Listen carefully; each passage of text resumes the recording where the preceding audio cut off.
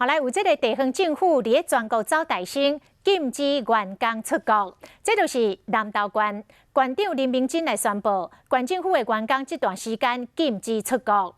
这个台中市甲彰化县加加，敢若来禁止着员工到疫区。南投县安尼严格来禁止出国，咁好咧。不过，南投县政府的员工拢会当谅解，讲这拢是为着大家好，因为配合着县政府的政策。 配合防范武汉肺炎疫情，南投县府各局找员工准备资料，过来开会真辛苦。但是即摆因连假这个行程嘛受到武汉肺炎的影响，因为县长林明珍宣布府内员工禁止出国。那么我想我们不要自己找麻烦哈。那么我们县政府会严格管制这个员工少出国如果要出国送到县长这边来，我绝对不会同意。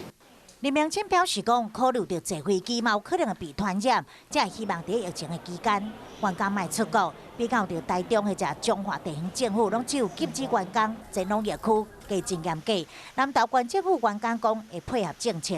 是以国内知识为主，因为毕竟有疫情，大家也都希望不要说自己还有同事的健康受到影响。很多航空公司他们都有推荐说，就是有退票的机制或是怎样之类的，所以对我们的影响应该不至于很大。另外，县政府为着避免群聚感染，保护直接公司的民众，宣布上紧对13、拜5开始，县政府大楼采单日出入口管制，所有人拢要量体温消毒，若是有发烧的人禁止进入。